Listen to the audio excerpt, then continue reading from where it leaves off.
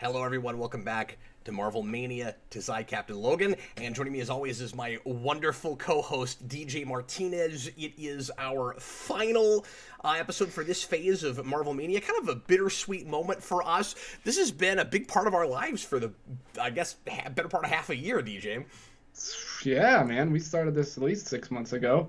It's been a big part of my life. I've been doing a lot of stuff for this, more than I signed up for, as I always do. Okay, that's not my fault. I know. I always sign up for something and then I always have to give it 110% because that's who I am, and I don't know, but it's been fun. I have no regrets. It's been really cool. If you've not seen them, DJ's done a remarkable job with all of the logos and images for this show.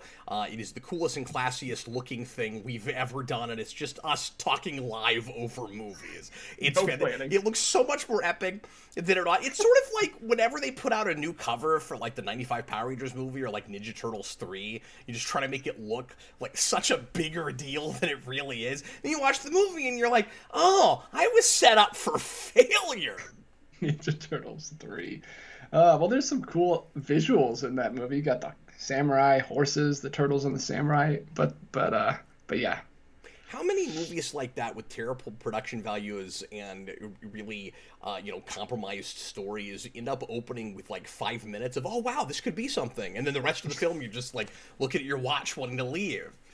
They spend their budget right out the gate. I felt that way about the new Mortal Kombat movie to some degree. We're like, that first 10 minutes is dynamite, and then after, where did the movie go? Like that, where did the movie I was watching go? Yeah, that's not a good sign when you can tell exactly when they ran out of money in the movie. So tonight, the movie nobody would have picked for the last movie in our epic, 15-film run for the second phase of Marvel Mania. We've done obviously mostly MCU movies and a couple of Fox X-Men movies sprinkled in there. Now all of this is going to be one of the same because, I thought monopolies were illegal, but Disney owns everything now, and so that's hyperbolic. I'm kidding. But now X-Men and Marvel and everything is under one roof. So when we get a third phase of this, it's all going to be almost certainly in MCU continuity, with the possible exception of some Spider-Man stuff.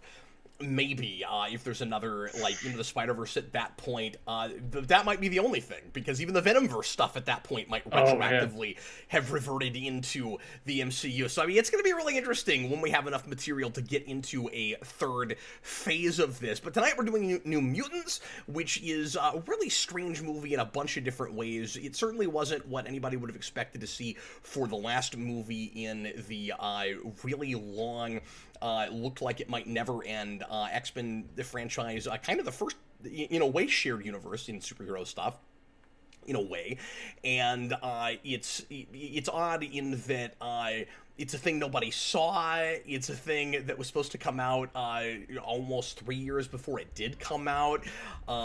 It's kind of ironic, DJ, because it's one of the only movies that actually did go to theaters during the pandemic, when nearly everything else went to streaming. And even before the pandemic happened, a lot of people thought that it might not actually go to the theater and they would just release it direct to video. Yeah, that was just to spite us, I think. They're like, oh yeah, we'll release it in theaters. We don't care how much money it loses.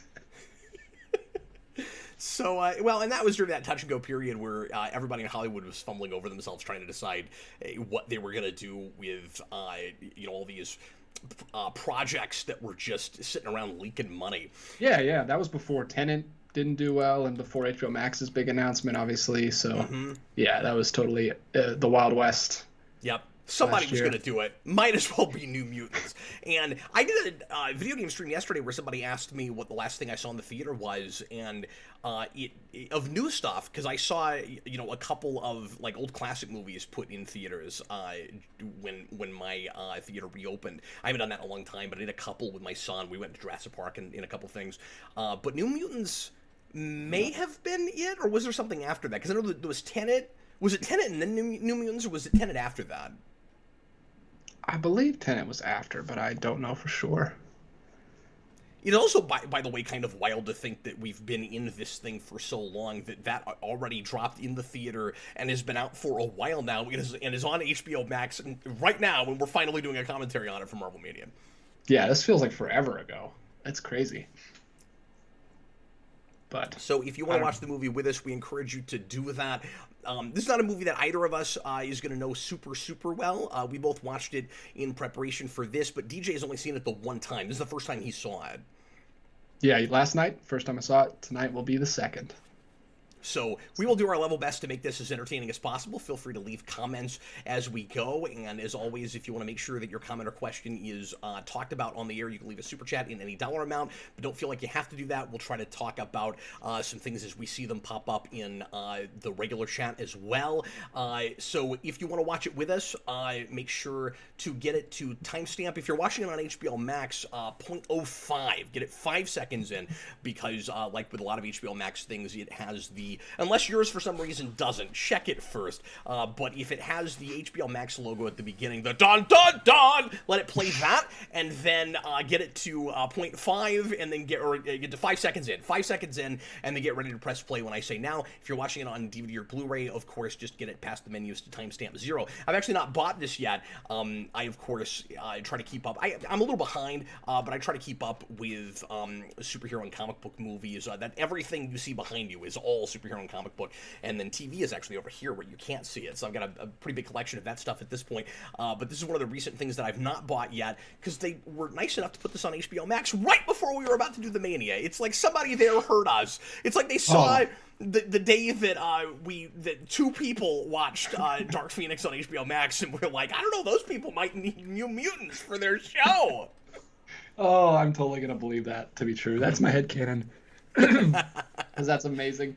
I hope we gave them a little bit of a bump. Not that I want anyone to watch Dark Phoenix, because Tom $2 super chat. It was Onward. No, Onward was back in February of last year, I think. Before yeah, any of that even happened. Yeah, we're talking farther into the summer. We're talking about what, May, June, July.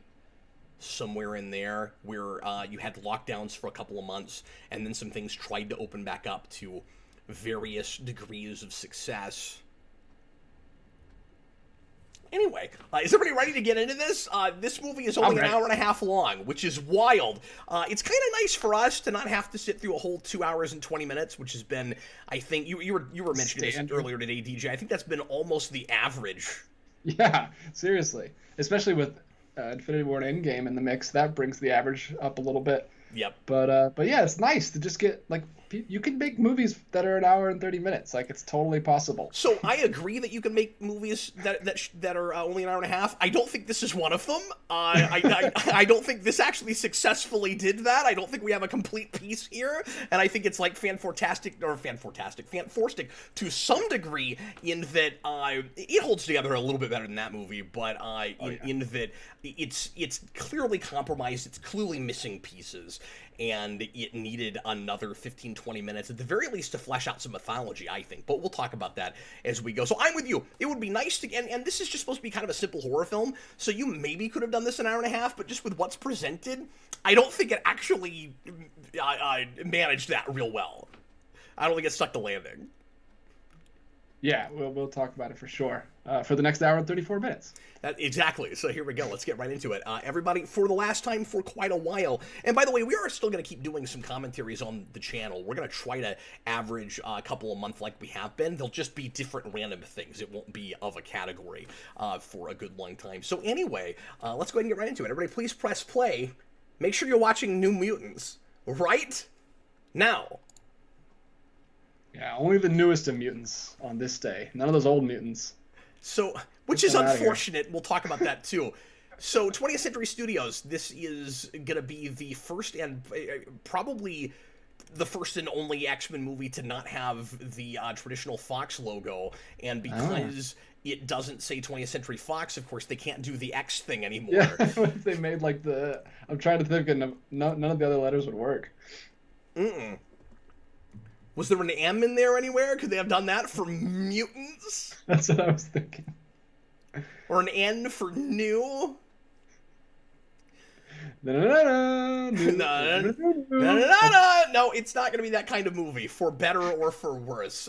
So I really appreciate the attempt that's being made here, initially anyway, at doing a horror film in this universe. Deadpool very successfully did a kind of black comedy in this world, more or less in this world, right? And then New Mutants put out a trailer a long time before we finally got to see the movie that made it look like a completely different thing. So like we've never seen with superhero material like this. And make an honest-to-God, pretty creepy-looking horror film. And what we ended up with is, in my mind, DJ, a really kind of watered-down version of that. Fox was... I read up on this a little bit, and Fox was reportedly really not sure about letting them go as far in the horror direction as they wanted to. The director Boone here, who, by the way, I read is not actually into horror movies, but he's a big like Stephen King book guy, and he wanted to make this like a Stephen King book turned into a film. And it has a lot of King vibes in it, I think. But the problem is that Fox said, and ain't this always the way, studio interference really messed with this movie. Fox said, well, you have to make it more of like a teen or preteen kind of thing. It's got to be aimed at like the teen book crowd. And so they had to get all the gore out of it. They had to get like the real actual scares out of it. And so it's a horror film in that that's the vibe of it, and the overall atmosphere is real horror-y. I don't think this movie is remotely scary. Yeah, I didn't even think of it that way. But it is a bummer because that I do like the premise, and I do really like the feel of it. It's just unfortunate that because it is PG-13, right? Yeah. Okay, that's unfortunate. I don't think this got an R. If it did, I wouldn't know why. I think there's like, maybe an F-bomb in it, but of course you get one. If this is R, it's a pretty soft R. I don't think, content-wise, I don't think it would get an R. Like, well, let me say, like, superficially content-wise, I don't think. Like, story content-wise, I would feel very uncomfortable with a 13-year-old kid seeing this movie, especially with Ileana's backstory. It's like the darkest thing I've ever seen in a superhero movie. It's really weird that you kept that stuff in there. Kid as, hey, this is a superhero thing, or this is a thing based on, X-Men comics. But like, I think Split goes a lot farther than this and is more legitimately scary and has like even kind of rougher subject matter than this does. And that was, I believe, a PG-13 film. Yeah, I've seen Split. I think that was also PG-13. I'm just saying, like, they're with her backstory, just like when she explains it, I was like Jessica Jones vibes. Yeah. But yeah, they definitely don't give you any reason for like the ratings people to give it an R. So before we get too far past it, I just want to mention that this is another one of those movies that takes that formula of we better have a bookended voiceover with like really easy kind of moral platitudes that oversimplifies everything and makes me feel like a dumb popcorn eating audience member, where like the movie's gotta force the ideas at me, tell me what it's about. This is a movie about fear, and this is a movie about people having two sides, good and evil, and I think it's a better movie without that. Like I've complained about that with a lot of movies. Constantine comes to mind, but this one's even worse than that. It oversimplifies things so much to the point where it goes good, including these three arbitrary things, and evil, including these three arbitrary things. One of those arbitrary things is fear. Is fear inherently evil? Don't we kind of need fear? What about that whole, like, fear shows us where the edge is thing? Like, I hate oversimplifying stuff like that in a voiceover, especially a really non-committed actor giving that voiceover. Like, she doesn't know what the words mean any more than I do. I hate that stuff. Yeah, it's weird. I don't know how you get that, because I kind of like the idea of it, but yeah, it's hard. Whoa, I didn't see that creepy skull the first time. What the heck is Alex, that? I think Split was PG-13. I could be wrong about that, but I would have to look it up, but I'm pretty sure about that. That's also Anya Taylor-Joy, so funny you brought that up. I was going to mention that at some point. Sorry. Oh no, no, She's no problem. she is amazing. I just You finished can get to points before me. That's fine. her show Queen's Gambit, where she's absolutely phenomenal in. And that show is awesome. It's one of my favorite miniseries Oh, I may have now. to get that a shot then, because I mean, I generally like her. Um, I don't love her in this, but a lot of that is just because I don't remotely buy the accent, and it's really super distracting all the way through. Like, her Russian Oh, is interesting. really bad. It's not quite as bad as Cannonball's uh, Southern accent, which is maybe the worst Southern accent I've ever heard. Well, see, I've heard people talk like him, so that didn't take me out at all. It's just so exaggerated, though. Like, yes, I've known a couple people in my life that are that exaggerated, but it still doesn't talk to sound like that. I don't know. It's just, it's very inauthentic. And, like, old school X-Men cartoon inauthentic. Yes, things like that are so And this based movie on takes your itself like. too seriously to do that, to do, like, the racial stereotype accents. I don't know. Yeah, I don't know. That seems like it's so based on like your life experience because like when I saw people like I had people in my wife's family who like super complained about Andrew Garfield's accent in oh, what's the war movie you just reviewed that he's Hacksaw in? Ridge. Hacksaw Ridge. And a lot of my family's from Virginia, and I know people that talk exactly like him, and they were saying how ridiculous his accent sounded. So it's like I don't know. I think it's based on what you've heard and what you've heard a lot of, and it really stands out if it sounds different than what you're used to. I don't know. Maybe. It's interesting you're saying that because I haven't run into anybody. Well, to be fair, I probably talked to 4 people that have seen this movie. But I was going to say I haven't run into anybody that thought that those accents, especially the Southern accent, were authentic and weren't laughing at them. Well, yeah, I mean, it's interesting no, that you were cool with it, but I bet you're massively in the minority on that. the Southern one took me out because I know that actor from Stranger Things, and like when he first started talking, I was like, whoa, that's not what you talk like. But I kind of got used to it after a while. So, right up front, there is a lot of stuff that makes it difficult for me to suspend my disbelief with this movie, and especially on multiple viewings. Once you know everything that's going on, much of which you could kind of suspect from the beginning. I don't think the revelations in this movie are great revelations. Once we get to them, it's like, well, yeah, it's about what I figured with a lot of this stuff. And one of the big ones is. Or one of the big things that makes it hard for me to buy the internal logic of this movie is we'll just go all the way to the end of the stuff that we know. So we're supposed to think the whole time that she might be working for Xavier, or or that her superior is somebody but benevolent that is trying to help out mutants. And the way this whole place is set up, as dingy and creepy and like a prison as it is, I never buy that for a minute, especially because I walk into this knowing it's supposed to be a horror film. And you've seen horror movies like this, right, where you're in some kind of like an evil facility where they're experimenting on people or something. Again, the Stephen Kingness of it, you know where this is going. But once we find out that it's Essex behind all this, and Sinister is apparently behind this, even though we never see him. It's very strange that he's only got one person at this facility controlling these kids. It's amazing. I can't deal with the short end of the stick, man. Like, hey, we're gonna put you with these 5 deadly, horrifying mutants, and you're the only one in the whole facility. No guards, no like security at all. You're just the only person there, just because you can make force fields. This movie is weirdly kind of like a stage play, right? Where there's this very small cast. I would love to see this. And it's written in such a way where it's intentionally making sure that it doesn't have to cast any extras or cameos or anybody. And in a movie that's supposed to be a spin-off from a larger franchise where you expect somebody.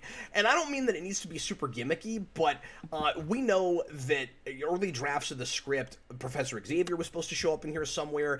McAvoy was actually cast and was in the thing for a while. He never filmed anything, but he was supposed to be in it all the way up until they started shooting, I think. The movie was supposed to take place in a particular time, specifically set in the rest of the X-Men universe. It was going to be 3 years, I think, after Dark Phoenix. And yeah, Xavier was supposed to be there. Storm was supposed to be there because she has major ties to Ilyana Rasputin.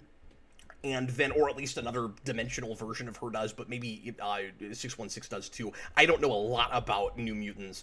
And then Colossus is her brother, and he was supposed to be in this movie somewhere, and like none of that ended up happening.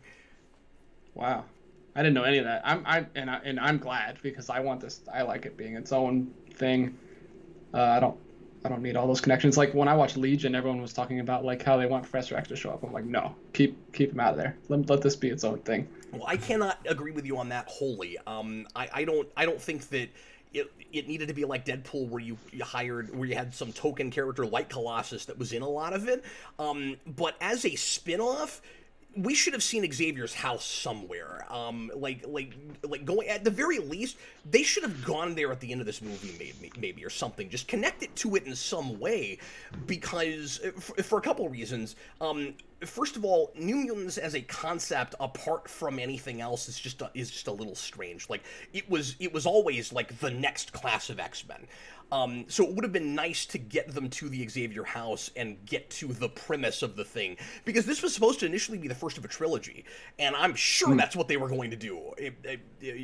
At some point, they were intentionally, it turns out, saving some of that stuff for later movies, assuming they would get more. So they axed Colossus because they decided to put him in a later film.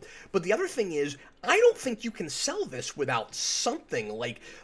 Deadpool at least already had like a major meme presence on the internet, and there are a lot of people that like the comedy of that and stuff, and so that you can sell by itself. I cannot deal with her accent; it's the worst. But I don't know anything about Russian, so it's so. I've only ever heard movie Russian, so. Yeah, and that doesn't even sound like good movie Russian. I don't know what she's doing. But yeah, like for me, I want. Like, I obviously agree with you for selling it, but I don't care about if it does well. I just care about how I'm experiencing the movie, and I would much rather have it be, like, because there's mutants everywhere across the whole world. It's like this. It's like Star Wars. Like, not everything in Star Wars has to be connected to the Skywalkers and the Force, and not every mutant has to be connected to the X-Men for me. So, I kind of like that it was different.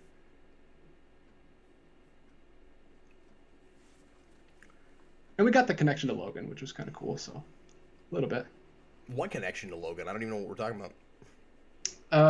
The flashback she sees to the Essex.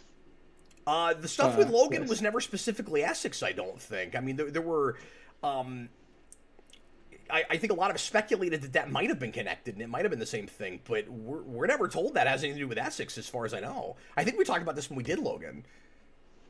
I'm pretty sure the footage we see in that one flashback is the kids in that facility. No, I don't think it is. I think it's, and if it was, that's weird, because that's like 10 years after this. Oh, interesting. I guess I didn't really think about when this takes place. It might not be that far after this. I guess I'm forgetting the timeline. I'm not sure, but that would have been later. I mean, Logan's a futuristic film. Oh, Brian says there is footage from Logan in the movie. Okay, all right, that's weird. I don't know what to do with that.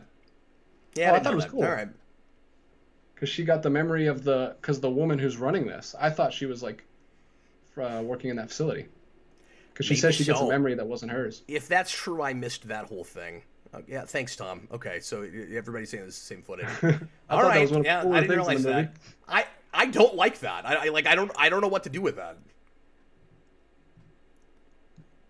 That was like her first clue that she wasn't that the woman wasn't all right. Break that really cool old clock! How dare you? Well, I say I don't like that. I just don't know if it matches up timeline wise. But I guess that facility could have been running for quite a while.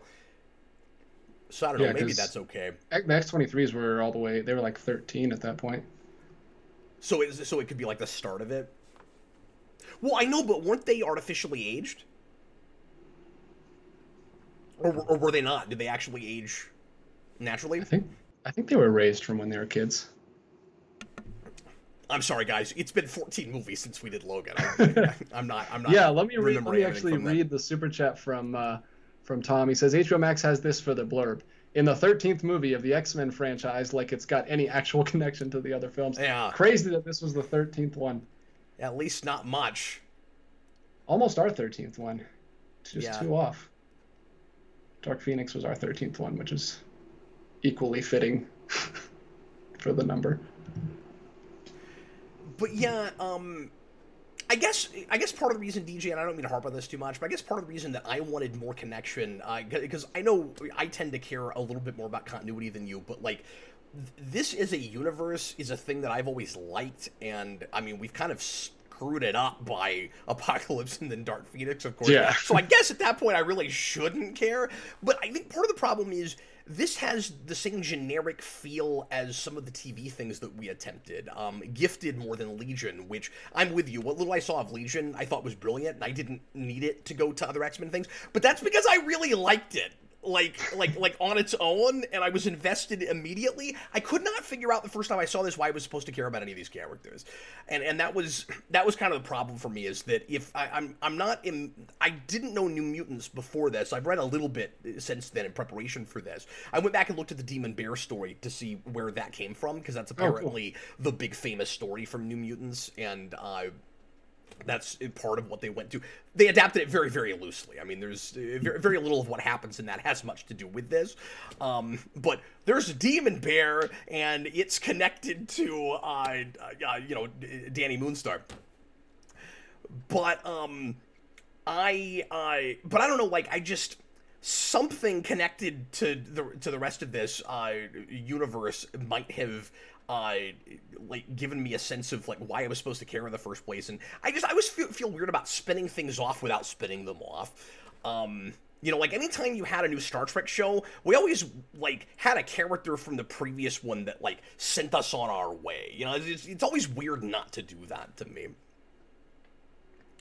Yeah, no, that totally makes sense. Some way. I mean, the way we watch things, I think, is, or not the way we watch things, but the way we go into things is a little different. Like, I was interested in these characters for the exact opposite reason of that. I was like, oh, I don't know these characters at all. Let me learn about these characters. Like, it's more interesting, like this kind of thing, or like Guardians or something that I know nothing about. It's yeah, and that's cool with something like me. Guardians, because right away the movie gets me invested in those characters. This did not. I thought these people were generic and most of them unlikable. On repeat viewings, I'm feeling better about it. I'm liking some of them more than I did before. Both of the guys I thought were very in the background the first time I saw this and didn't get enough to do, and they came more alive for me on this viewing. Ileana is intolerable from the beginning, which is really unfortunate, because Magic is the only character in this that I had any real familiarity with, and a character that I actually liked in some things in the comics. And I came to this, and it seemed like she was just a mean girl for no good reason.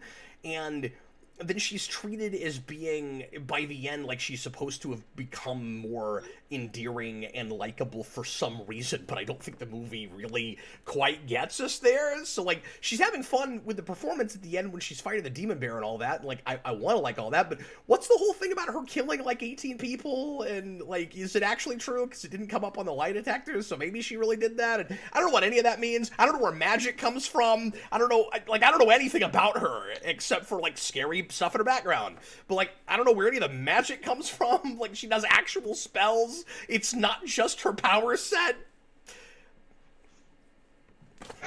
That's why we need another half an hour, DJ. Yeah, I like, I think, for me, this girl is probably the most generic. Is, what's her name? I don't know any of these people's names, by the way. Yeah, well, see, that proves my point to some degree.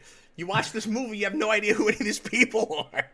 Well, I know who the people are, but I don't know. Like, they don't use their superhero names or whatever. I mean, Moonstar is just her last name. I didn't know her name was Magic at all. So, like, that line later that's supposed to be like a cutesy thing, it just went right over my head. I'd have never heard of Magic. Jason Aaron uses her quite a bit, but yeah, that's but the Scottish girl is Rain. That's Wolfsbane. in the comics.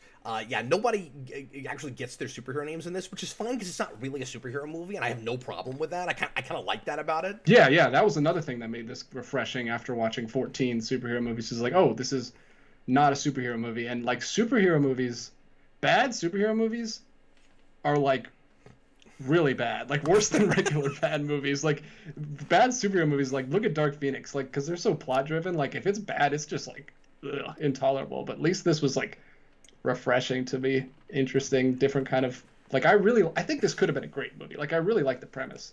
I just wish I like things about the premise, people. but I don't think it ever fully comes together even as a premise. So again, some of this is just about our backgrounds and where we come from. For me, a generic horror film is just as awful and hard to sit through as a generic superhero movie.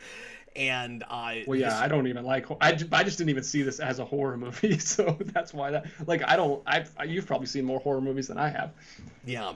So I probably didn't even realize like the horror movie tropes that this was doing. Again, I had a surprisingly better watch with it this most recent time. I think partly just because I went back and learned a little bit about these characters and saw where they were drawing some things from. I think Boone, the guy who directed this, legitimately really likes this property and had some great ideas for it, and it got horribly watered down in the interim while they were making it. I think that's really sad. He seemed to have a real passion for this material and had a really good idea for a trilogy. And what we got was, I think, a like X-Men 1 kind of. I mean, that's a better movie than this, but I think we got like an X-Men 1 level like introduction film that needs more material. And I think, you know, these people coming together and actually trying to do the superhero thing or just trying to figure out their powers in another film where they're, you know, actually not locked down in a prison just for them, could have been great. And so what we end up with is what watches to me, and it's the exact length of one, and I say this about a lot of things I realize, but it's another TV pilot. Like, it really feels like that to me. Don't call it that, because then we'll have to include things like Inhumans.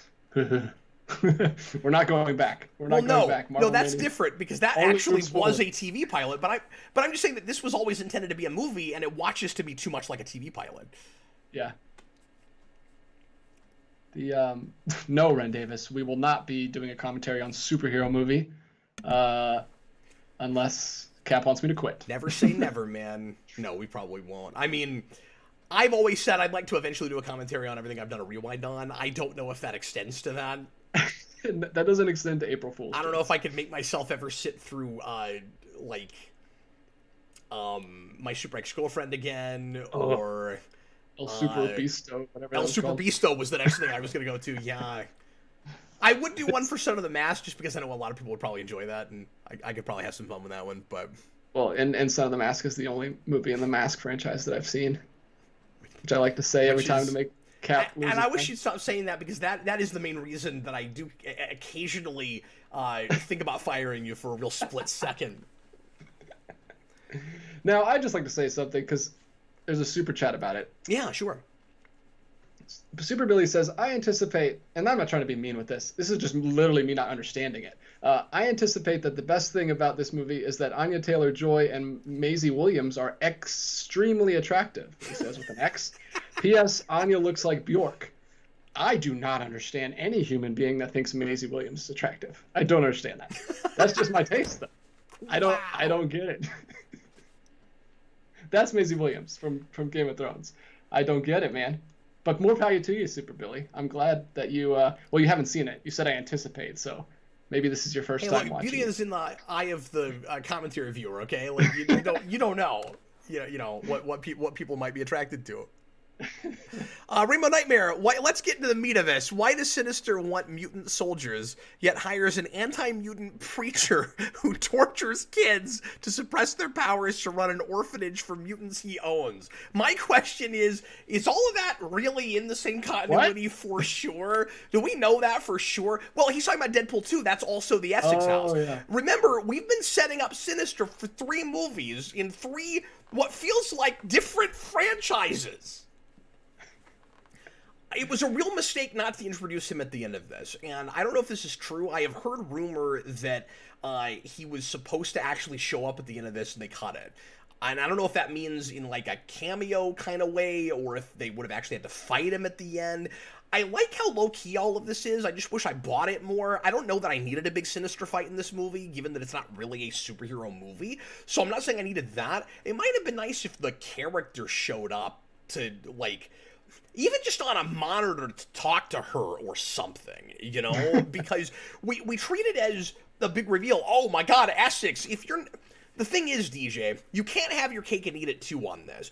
This movie watches like it's not really for X-Men fans, and it wants to be very much its own thing, and you don't have to have any prerequisite walking into this. You can't treat Essex as a reveal if that's what you're making. You can't do that. Yeah, well, and that's why I thought it was a cool reveal, because it was the Logan footage. So I was like, oh, it's that place. I didn't even know it was Essex. I didn't know the name of that place. I was just like, oh, it's the mutant place where they made the X-23s. That's cool. Yeah, and I never knew if that was supposed to also be Essex. So, yeah. Yeah, so I didn't... Essex is not a word I've ever said in my life. I didn't even know that was the thing. I just saw the footage from Logan, and I was like, oh, cool. That's Mr. Sinister, and it's the Essex house that has the mutants that they're doing experiments on, or not experiments on, but that they're trying to get rid of their powers or whatever in Deadpool with the evil preacher guy that he's talking about. And apparently it's also connected to Logan, but I was never sure if that was supposed to be this all interconnected, the same thing. Yeah. So yes, this is like early Thanos in that they don't know where they're going with any of that yet. Rainbow Nightmare. Like, if we had finally gotten Sinister, something would have had to have been retconned. It can't all be true. Yeah, I would think. This yeah, Brian, I alluded to that earlier when he says he was also set up in the after credit scene in Apocalypse. Exactly. That's why I said 3 times. We set up Sinister. Here's another question: the force fields. How do they work? Why is the lady running this place, who is a minor X-Men character, who is a good guy in the comics and is thrown totally under the bus in this? She's evil for no reason, and I don't know her motivations or why she works for Essex or her background or anything. I have no. She's just a mustache twirly. Turns out to be running this place for him for, I don't know, whatever reason. And she is also a mutant, and she can make force fields happen anywhere. I guess.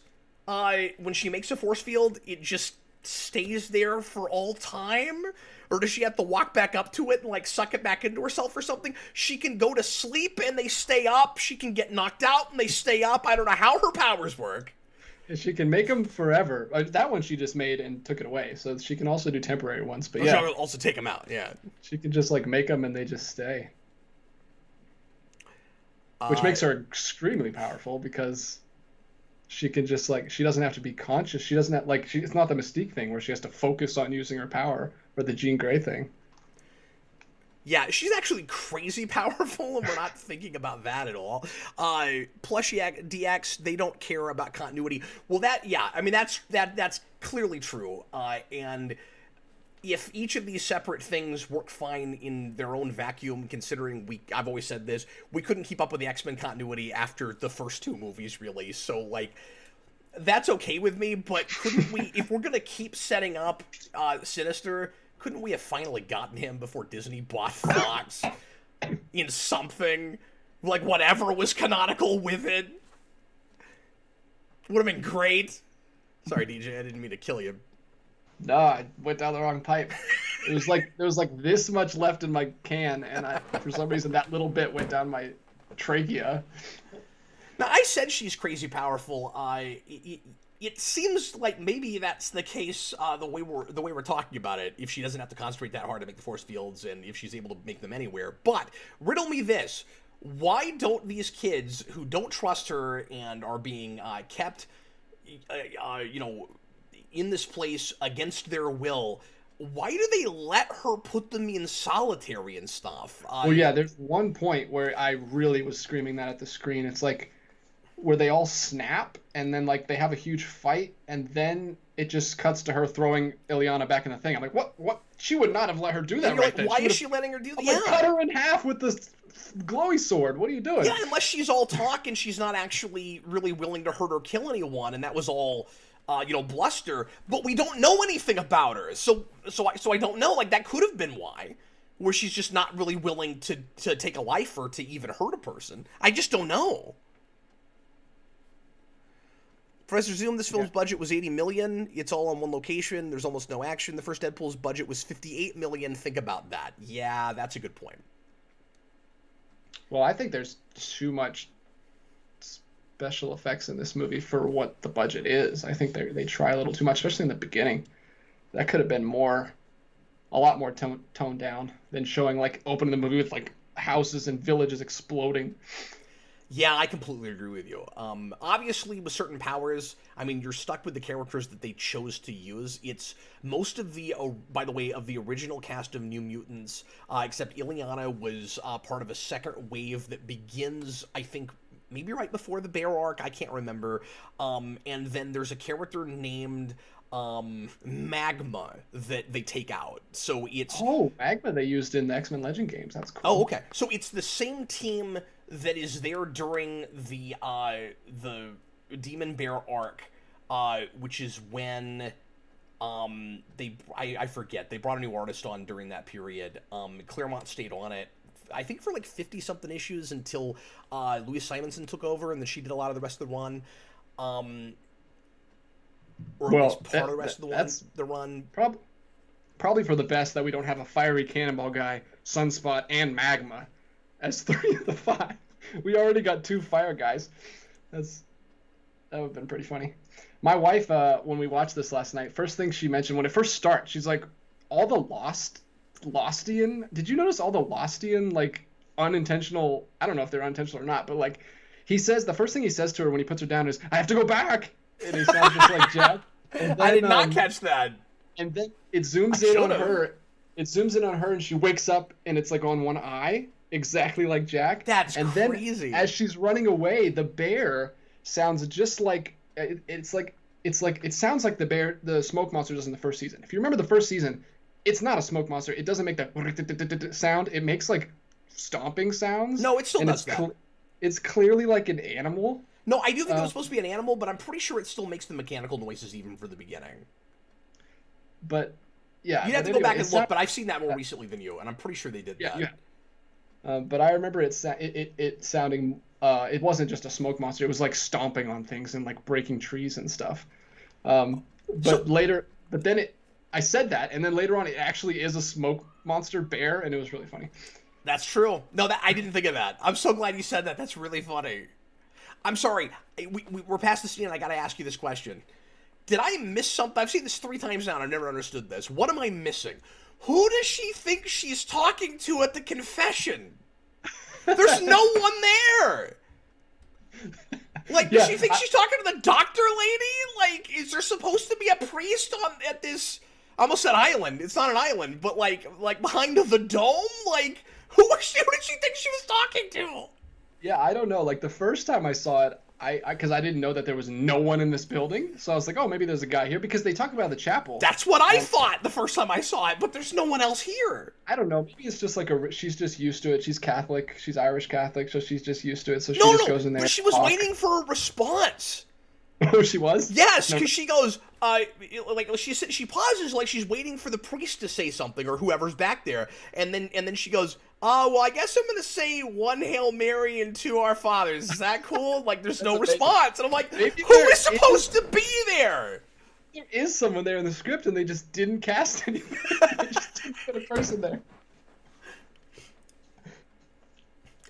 This is the most kind of like authentically, like fun teenage like kids in a room just kind of messing around together scene. I like the downtime here. I don't. There's a lot of just missing context that I suspect was gutted. We see this all the time. Was like in the script at one point and gutted for time, or they trimmed scenes down that they shot. But like, whose idea was it to do a lie detector? Why is everybody going along with this? Why is that? Sure, let's do a lie detector. It's just weird that there's not don't you kind of need that moment where somebody either says, "Oh yeah, remember when we talked about doing a lie detector? Let's do that," or somebody goes, "Hey, there's a lie detector here." They just find it, set it up, and now they're using it. I don't know, it's not very organic to me. Yeah, they cut it totally so much so that they don't even like do the. You have to ask a question to set the baseline first on a lie detector, and they're just like jumping right in. Like, I don't know why they had to trim. It seems like Marvel got their hands on this. Is like, all right, trim it down to the bare minimum of a theatrical movie and just release it. Like, this did not have to be this short. They cut out little tiny things that could have easily been there. I wonder if there is a good cut of this movie. I don't know. I know they couldn't do reshoots or whatever because it was too long and they aged or whatever, but yeah. I'm sure there's at least a better cut of it. Isn't that crazy? I've never heard of that happening. I don't even know if that's true. That's what everyone said. I'm sure you can make it work, but I think that's legitimately what happened. Like, I think that came from the director or somebody on the project. I've seen her in Queen's Gambit, and she still looks the same. Like, she could have easily put on a blonde wig and been in this movie, and that was last year. Maybe some of the other kids got old, but I'm pretty sure like the dudes are already like 28. 1 second, real quick. Hey, Danny, your line when you need to stand up to the bully chick more often. When she goes, "What's with the stupid bear?" Your response should be, "What's with the dumb dragon puppet?" How do you not say that? I was almost screaming that at the screen in the theater, where I'm like, you have a very clear, obvious throwback, and you don't do it. Like, this girl is making fun of your bear thing, and she carries around and talks to a hand puppet. Well, she also grew a metal arm and a giant lightsaber and almost cut my head off a second ago, so maybe I'd hold back a little bit. Okay, but the actress isn't playing it like she's scared of her. And she also, in at least one place, walks right up to her and says, "I'm not afraid of you." So no. Yeah. Well, that was right before she knew any of her powers. That was the last scene. She says that she rips out her sword and like almost kills her. Which I liked. I liked her retort on that one, where she said it was elementary school. I just don't think she's good at comebacks. Is all. I don't think she does that because she's afraid she's gonna get her head cut off. If that's the case, she could play it like she's more scared of this girl after she says, "I killed 18." I think she's supposed to be like the more wholesome, like that doesn't even enter her mind to insult people type character. But she's just, like I said, she's kind of the most just there to me. But I don't know if that's because she has nothing to work with or not. I don't know this actress at all. Yeah, I don't either.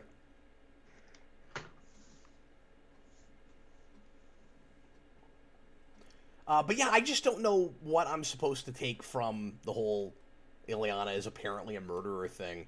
I also think that I could be made, I don't think I have necessarily a huge problem with the decision to make Lockheed a hand puppet, especially because it turns into the actual dragon at the end, where she's able to go into the universe she made and turn it into a dragon.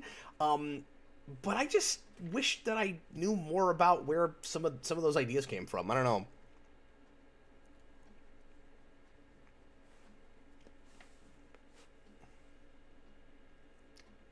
Like, I don't understand that character. This is like, so this, like, they take the X-Men 1 thing where they have tragic first-time mutant powers, and they, like, ramp it up to where every single one of them murdered their parents or someone. No, to the point where it seems like that's why Essex kidnapped them, right? Yeah. It's like these are kids with no future, nothing to lose, and are probably guilt-ridden to the point where they want to commit suicide. It seems like. Well, I think that's what it is. I think that's the idea. Yeah.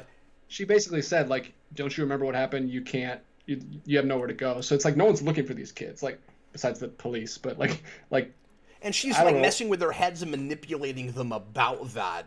Yeah. Is maybe the idea of like, well, where would you go? Like while still giving them a false hope about it.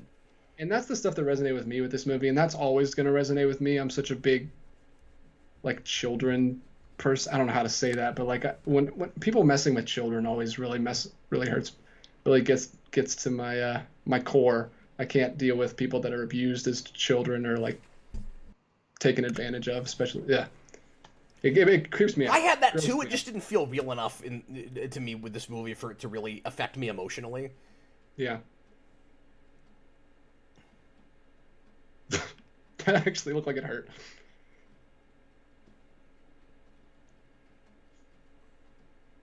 Okay, so I know that these are just, a bunch of teenagers and they haven't grown up yet and stuff, but this is like a really serious, messed up situation. None of these people want to be here. And so you're going to drug the woman that runs the place and just have a party instead of trying to figure out a way to escape? You're not even going to look for it, you know? Well, the force fields work when she's asleep, man. What are you gonna do? And I guess they know that the force fields come from her and they're not technologies. I mean, there's that, but like, you're not gonna look for some sort of a chink in it. You can't just do the video game thing and like shoot a generator and the force fields all stop. H.B. Hogg, in fairness, Magic's backstory would be a whole Labyrinth-like movie unto itself. Yeah, and I don't know a lot about her background, but what little I know, it's pretty complicated. It's kind of convoluted.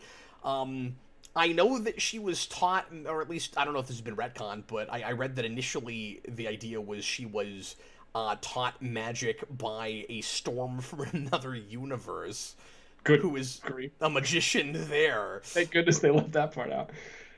Brian, I don't know this name right off. Brian Panajua. He's been in some live shows the last week or so. He's been showing up for a lot of Power Rangers stuff. Oh, cool. Well, nice to talk to you, man, because he said, going by DJ's Letterboxd, I suspect he's a big coming-of-age guy. That is true, and that's also impressive that you could deduce that just by looking at movies I like. That's awesome. I'm glad you enjoyed looking at my Letterboxd. I like that. Yeah, it was a good observation. And I like Cap. I just like more character-y stuff, which is kind of what I liked about this, that it was just more low-key, like Cap said, like it wasn't the end of the world. I just wish we had more time to get in the heads of these characters. Yeah. And I just wish I bought the initial, kind of opening contract with the movie. Because, like, from the very beginning, I'm just not invested in what's happening because I don't buy that it's happening. Like, you people could overpower this woman. Just leave. The whole movie, I'm thinking. Well, and I think if we spent more time with them and her as a person, then we would understand. Like, I think the idea is supposed to be that they're like the idea. The idea that you can like train an elephant by tying it to a tiny little twig when it's young, and then it grows up and it still won't leave that pen because it's been like manipulated to believe that it can't they're children. And they're supposed to not be able to believe that they can get out of here, but we just don't get her. She's terrible at it. Yeah, she's like not. I can't decide because that's the thing is that like false hope thing. I can't. It sometimes it seems like she's trying to make them think that there's just like nothing they can do and there's no escape and they need to be here. And at other points, it's like I really sympathize with you kids and you like I don't know. I don't know what they're supposed to think about her exactly by the end of the day. I guess it's just supposed to be like, we have to keep you here, you can't leave because you have powers that can hurt other people and you haven't figured out how to control them yet. But then why is it so ominous? Why isn't the situation more comfortable? Like lull them into a false sense of security, not make them feel like they're in a prison and it's hopeless. They hate it from the beginning. I think it's supposed to be the abusive relationship thing where you hate it here. Obviously, it's not the best situation for you, but you have nowhere else to go. Like, so you have no choice but to just take this. And she's also super inconsistent in like the lies she tells too, and I wonder if that's just like a mistake in like rewriting the script on the fly or something. I suspect that it might be one of those kinds of things because at the beginning of the movie, when Danny gets there, the mentor lady says. Also, I get the sense that originally she wasn't supposed to be bad. I think when the script was originally written, she was an actual mentor. Could be wrong about that, but like everything about that seems really forced and artificial and rushed to me. I think that was changed at the 11th hour, maybe. That's my guess. That's my read on it. But at the beginning, she tells Danny, a tornado killed your parents. And like, she's not pretending like Danny's not a mutant. So from the very beginning, there's no reason for her not to right away be talking about it the way it really happened. But then later she goes, we both know it wasn't a tornado. Why? She doesn't. She has no idea what her power even is. Yeah. It's weird. So he has Rogue's backstory from the first X-Men, except instead of putting him in a coma for a couple weeks, he just incinerated her. Yes. I had that thought too. That is super traumatic. I do like the idea of a bunch of kids becoming a new X-Men team or just trying to figure out their powers, where if Rogue was here, she would be like... The least the least messed up one. Yeah, like everyone else would wish they were Rogue. I kind of like that idea. Yeah, I like the idea that Cannonball, like, because this would be truly traumatic, and maybe they play too much on concept for these, where they like they're counting on you to get into the head of a person that had gone through this tragedy instead of showing you the person that's gone through the tragedy. But like the idea that you murdered your father the first time you powered up just by complete accident, and then like he's like abusing himself and trying to kill himself every time he powers up. I like that because he feels so bad about that. Like, I like that a lot. I like the idea of exploring irrational guilt, and I think the movie is supposed to be about the relationship of like irrational guilt to fear, and how those things like contradict each other, and how easy it might be to manipulate a person that way. But like, I wish we had more of a master manipulator then. I wish she made these kids really believe they were going to be X-Men. Like, that's what I wish it was that, like, by the end, at least, maybe they don't all think the same way, right? Like, maybe they come to different conclusions. But maybe some of them are like, we finally have a purpose. We believe that we're going to go see Charles Xavier or whoever, and they're going to teach us how to really use our powers. And then at the end, it's, oh, psych, you're actually going to be, like, conscripted into this evil army, or you're going to be euthanized because we can't control you. I mean, it'd be really cool if this was more of a benign-looking menagerie, but it can't be because it's supposed to be a horror film. Yeah. Which is weird, because that's the one thing that, like, made it people interested in it in the first place, was that it was a horror film, but it's also the one thing that's, like, holding it back because it's PG-13. Yeah. This I'm not 100% sure what you do with that, except maybe you just, you know, get to the horror film part of it quicker, right? Where the first 20 or 30 minutes it isn't that, and then you realize, oh, it's not what we thought it was. That kind of thing. Well, and I don't need it to be a horror. Like, I don't need stupid. I'm just saying if that's what they want to make. Yeah, I'm more in line with it being like a psychological horror film, which is what I think it's closer to. If you would just steered into their backstories more and like.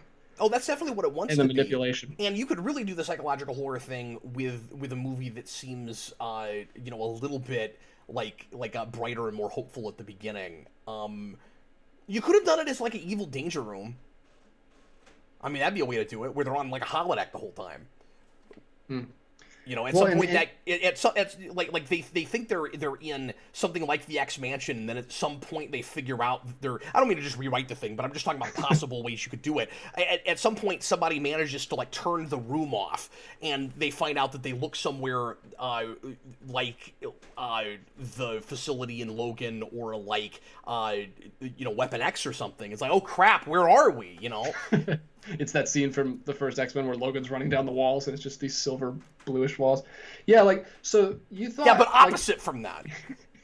When you think that she's better at manipulating the kids, but it's actually at the very beginning, but like, it's actually, for some reason, Moonstar's power is better at manipulating the kids than the actual evil lady is. Like, her power does, even though it's just supposed to be her greatest fear, it does exactly what the manipulator lady's trying to do.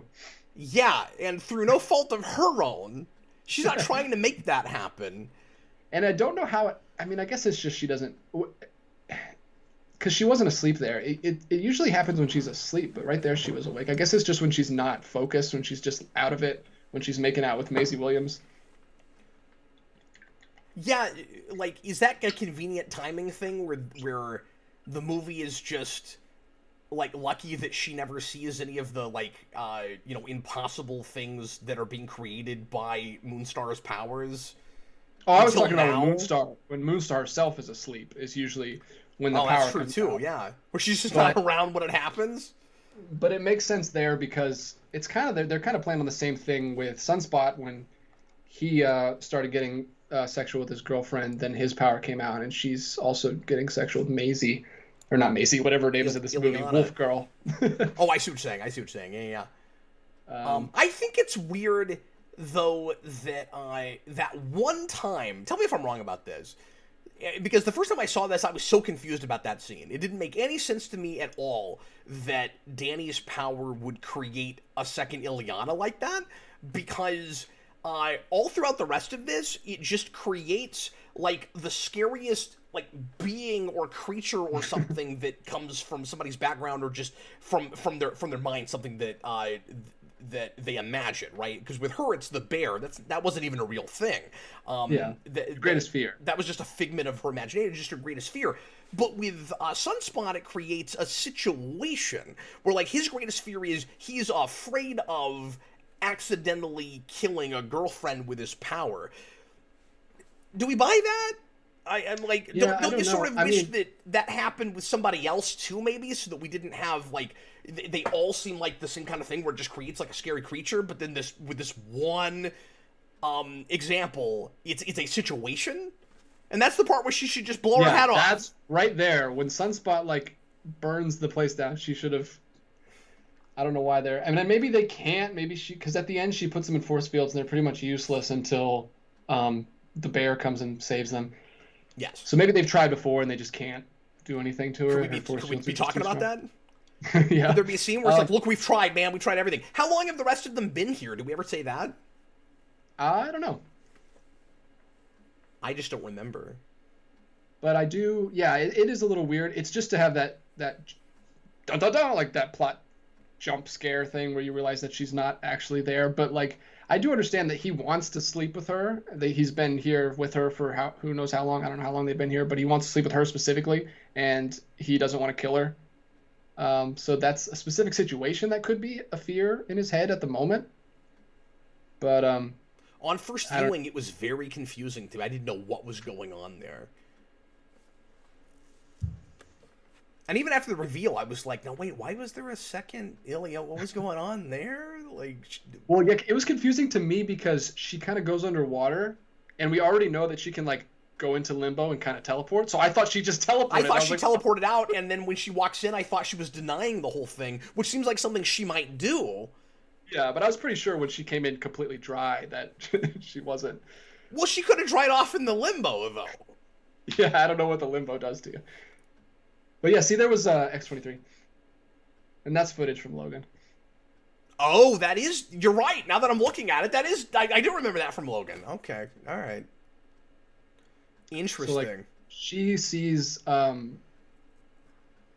obviously the woman who's running this facility was on that facility. And she was using those kids. Stephen Murphy, we've tried nothing, and we're all out of ideas. Professor Zoom, they kind of changed Danny's powers. In the comics, she can create very realistic illusions based on one's fear, but in the movie, they physically manifested. Well, and I think they were... Well, they kind of have to. They were Otherwise trying to... Sorry. Well, yes, because it's a movie. But, I think they were trying to come up with some kind of device that would make sense to try to turn this material into a horror film and like a mystery plot. So if we say Danny doesn't know what her powers are, and when she gets to this place, there's all these scary, freaky-deaky things that are happening, and it turns out that she's accidentally responsible for it in a movie that's all about mutants that can't control their powers. There's something there. That's not a terrible idea. And then going back to the original material with the demon bear, they were probably thinking, we don't want it to be, it's going to be too confusing to people with this more low-key movie we want to make, to try to make it like actually a magical being, because in the comics it is. Like it doesn't come from her mind, and so they're probably thinking like, we don't want it to actually be a magical creature. Except, also at the same time, they give Ileana real magic and she says incantations.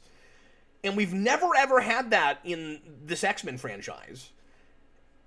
And it feels like... When does she say incantations? Because I totally missed that. Toward the end, we'll hear her actually speaking an incantation, if memory serves. So that's just the action scene thing where we're like, oh, we got to do this for the fans, put this in the action scene. Yeah, but also it's the only explanation for where some of her powers come from, because it can't all be, like mutant manifesting. It'd be really weird if she had the mutant power to create her own dimension, go there, turn her puppet into a dragon. Like, I don't know, maybe it's matter manipulation. I don't know. Maybe you could do all that, but then, and also she has a sword thing on her arm, which in the comics is entirely magic based and is not a thing she's born with. Like, very clearly they've decided to own the magic in this without ever talking about it, and I'm totally fine with and kind of applaud it for doing straight up magic. But I wish we'd talk about it. Professor Zoom, I think the problem was it was kind of obvious what her powers are very early on. I had the same thing. That reveal doesn't really work to me. Yeah, it's everything, like you said, all the reveals are pretty predictable. Somebody earlier said they think that she is, really well cast as Ileana. I think so too. I just wish she wasn't doing an accent. She looks perfect for the role. I think she's a good actress. But that gets in the way too much for me. Yeah, I liked her a lot. She's, I know Cap got really taken out from the very beginning. She's probably my favorite character. Like when we're at the end and she's like doing all crazy stuff, like I'm like, oh, we can't ever see this character again because this franchise is dead. I also think it's kind of unfortunate that we keep foreshadowing things in this movie with better material. In 2 scenes, we go to Buffy episodes, and it's just... Oh, yeah, I remember that. It's just better stuff, doing some of the same stuff this movie's doing, but using it to foreshadow it. So we use it to I'm sorry, what? No, I was just going to say, I think that shot's cool, by the way, where, like, I don't know what she's doing, but for some reason it's making the crayons roll back and forth. That is cool. So we use a Buffy episode with Tara to foreshadow the lesbian relationship. That's what that was. I didn't need that because I kind of expected that to happen the way it's played from the very beginning. But then later on, we use the best episode from season 4 with the gentlemen, and the gentlemen are way, way, way creepier than the guys with the smiley face masks. Even when they take it off and they have the pseudo venom face, like I think the gentlemen are still cooler looking and scarier than that. So like, I wish I hadn't seen that on screen, because it's lamer after I'm reminded of, like, a legitimately terrifying creature. I didn't Buffy, and probably in the top 5 of them at least, if not top 3.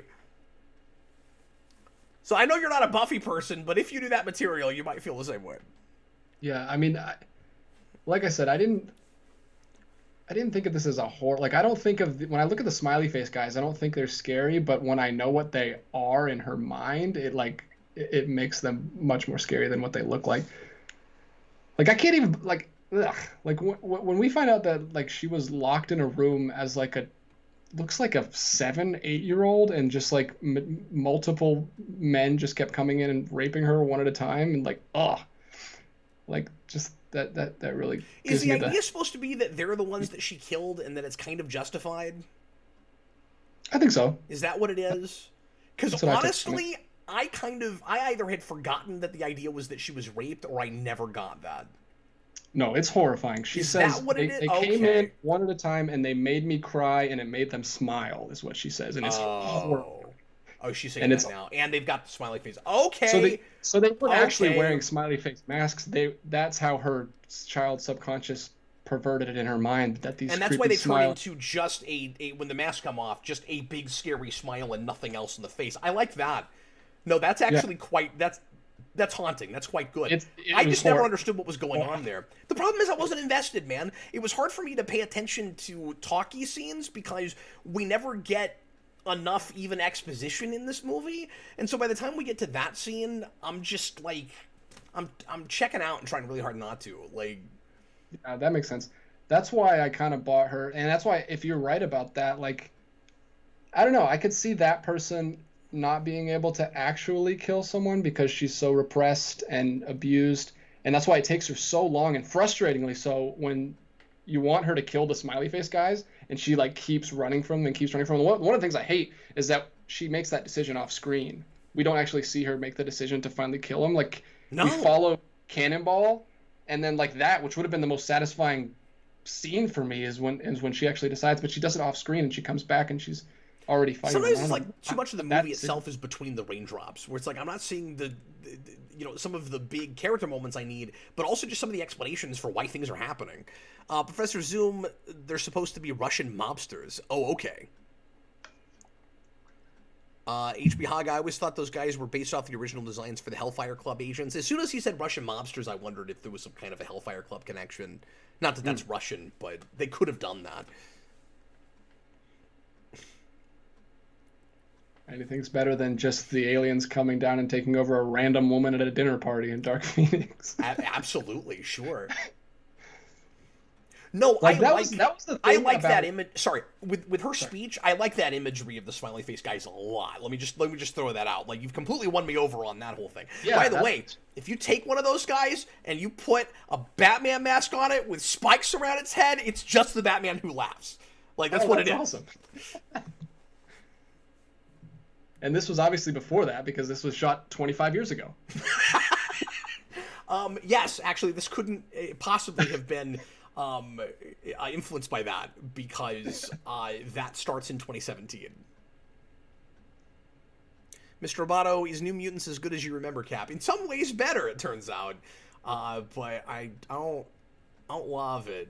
It's just missing pieces. Yeah, the biggest thing I can say was, like, I would watch this again. Like, because that's not been the case with several of these Marvel Manias. Like, some of these movies I'm never going to watch again. But this one I was like, and it's all about expectations, right? Like, I went into this expecting it to be god-awful, like, because everyone said it was, like, worse or just as bad as Dark Phoenix. And it's just, like, it's at least a movie.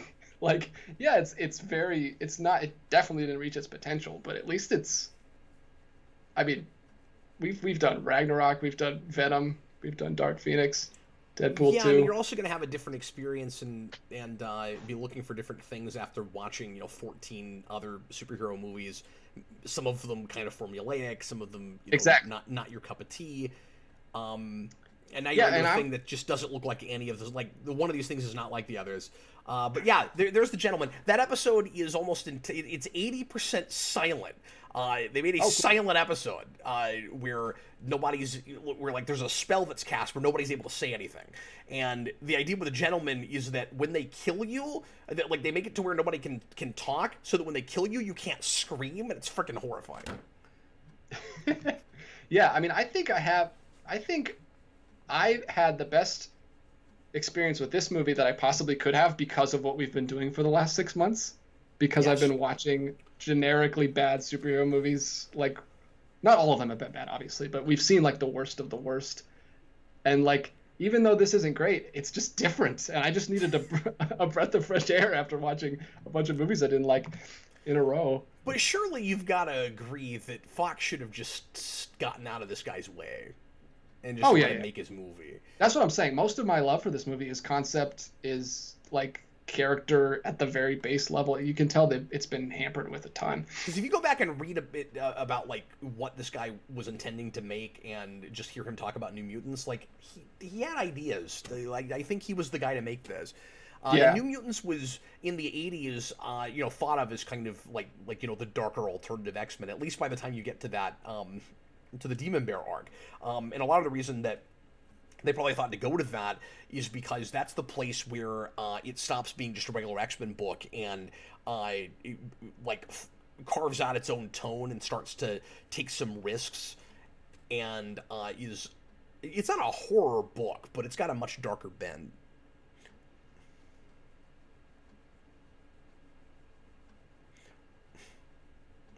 Professor Zoom, if the deleted scenes weren't removed, the movie would have been much better. I've not seen those. Mr. Roboto says DJ is Bloodshot a movie. I don't know. Thankfully, I've not seen it. Ask Cap. I mean, yeah. I have to go air quotes, I guess. Like, sure. It's not a good movie. Adam March, Cap, do you still think, thanks for the super chat, do you still think this is worse than Origins?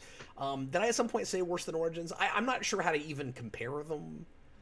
I don't know. I mean, every time I talk about a movie, it's based on the last time I saw it. I think for similar reasons to DJ, I don't want to say I've warmed up to this, but if I was ever angry about this, I've become very lukewarm about that. Like, I clearly did not enjoy this as much as DJ did, even on his first viewing. But I don't know. Apocalypse and Dark Phoenix both found ways to piss me off, and and that's the thing. And like, at least that's my thing. Viewings, and this got a little better on another viewing, so I don't know. I know you know more about these characters, but my thing is like only because I looked them up. The first time I saw this, I didn't know about anybody but Magic, and I don't know much about her. It's much easier for anyone, if you don't know what it's based on, you just take it for what it is. But like, if I see a bad Thor movie or what I think bad Spider-Man movie, then it's going to annoy me a lot more, obviously, because it's a character I like. Sure, but it can go the other way sometimes too, where sometimes knowing the material, even if it's somewhat mediocre, you'll find yourself slightly more invested just because you're like, oh, I recognize that, and I recognize that, and then a thing can feel like, if not better, just slightly more for you than if you go into a thing that seems like super totally generic and you don't know about any of the characters whatsoever, and then people start saying, but if you'd read the material, you'd get that this was supposed to be this, or this was supposed to be this. Like, I'm liking this movie a little bit more after looking at source material. And not knowing anything about this property whatsoever, it just seemed like really generic, who cares X-Men story. I guess I have the opposite. I can't think of a movie that's really bad that I like just because it's something I like. I don't know if I have that. I usually like am too annoyed. Me being annoyed, I guess, trumps everything else. Movies like dull. I think the worst thing a movie can be for me is annoying. We'll talk about this when we do the rankings. But sure, like dull and forgetful, like is terrible and bad, but annoying. Like if it makes me mad, I will go back to it less than if it's just forgettable. I mean, I can't think of a great example for that either. Like, I don't tend to like a thing just because I know about the stuff that it's based on, and I tend to be more critical of it to some degree, of course. But I guess what I'm saying is you just walk in with a somewhat different baseline. Yeah. But like, I expected to have that with Spider-Man Far From Home, where like first time I actually enjoy, like I was like, okay, now I know what to expect going in. I know it's going to be goofy, bad high school comedy. I should have a better experience, and I actually had a worse experience the second time. So I don't know. I expected to have a better experience once I had my expectations set. See, Professor Zoom says not enough action. That is not the problem with this movie to me. I like that it's overall not really an action movie. The issue for me is more like not enough like mythology and I don't know, context. See, I like that she is physically incapable of attacking these guys. Like, she's so abused and her backstory is so traumatic that she just can't bring herself to do it. But then when she finally does do it, it should be really satisfying, and it's not, because it just happens off screen and she just comes flying in and fighting them. I don't know what made her make that decision. It's really annoying. There's got to be a deleted scene somewhere where she's in limbo and she's like talking to Lockheed or something, and she makes the decision, but we couldn't do it because of the special effects budget or something. I don't know. Yeah, it's weird we don't spend any time in that dimension. See, she just comes back. It's from the outside in. She just comes back, and I don't know why. Good call. Oh, that was frustrating, because like I said, she was a character I connected with the most, mainly because of that backstory, and that was I think really you need that backstory earlier.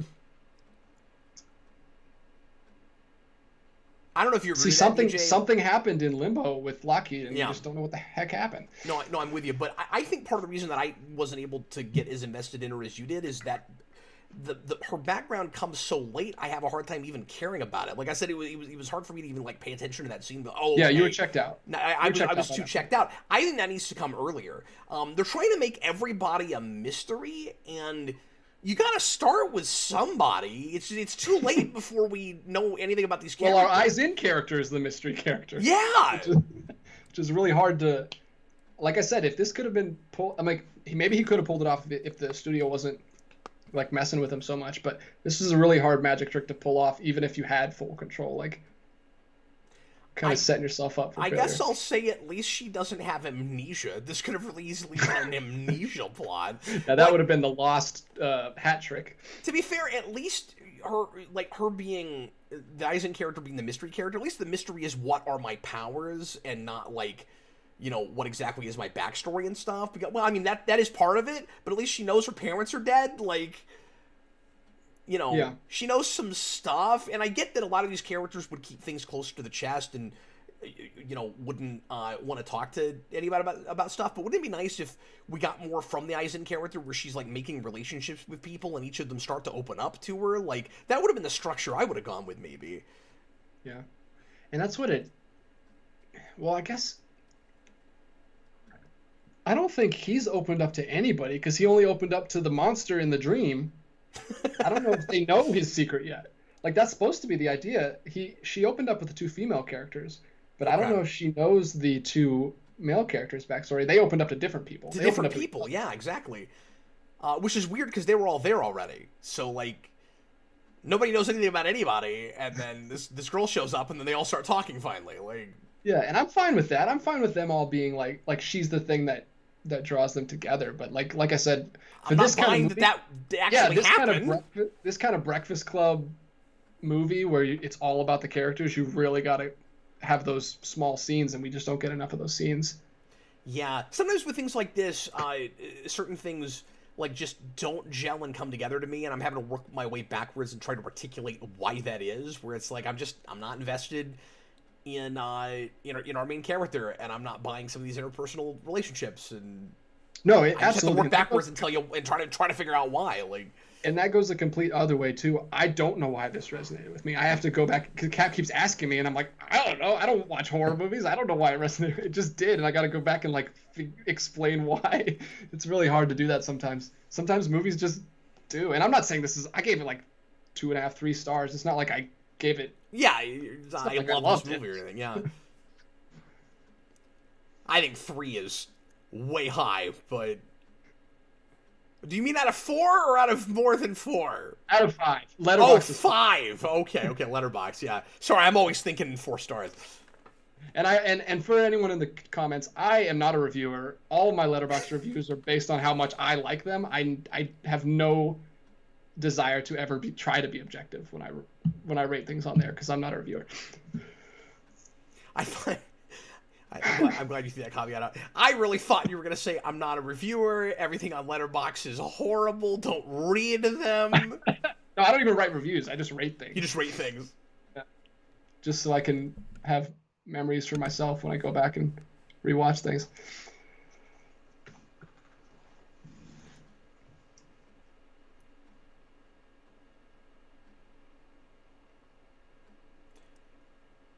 I wish there was more of a like dramatic transformation with her, where with the the fake mentor lady, where she is like pretending more than she is to like really care about these kids, because I feel like she's trying to do something too nuanced or something.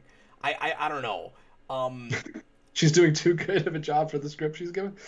I don't even know if I'm saying that. I don't think she actually cares about them, because she literally, as soon as her superiors tell her to kill one of them, she definitely doesn't. But what I'm saying is these kids shouldn't be surprised, and maybe they're not. That was amazing, by the way. Just a bear comes in, and because I had no idea there was a ghost bear or whatever the heck that thing is. I was like, oh, a bear just ate her. What is happening? I am getting... Yeah. No, that was... That was crazy in the theater as well, because I didn't know about the Demon Bear thing. I didn't know anything about New Mutants before this came out, and I still know next to nothing. But yeah, that was an adjustment I had to make in the theater. Where I'm like, oh, you can have giant bears now? Okay. I mean, I know we've been seeing a lot of like weird, creepy creatures and things. Or not even creatures, just people. And we don't know why exactly they're there yet. You can kind of guess. You can kind of suspect what Danny's power is. But that's the one thing I like about the X-Men movie is like we just saw a giant bear pop through the wall for the first time. None of them are surprised, and it doesn't seem weird. Like they wouldn't be surprised. They've all seen crazy things.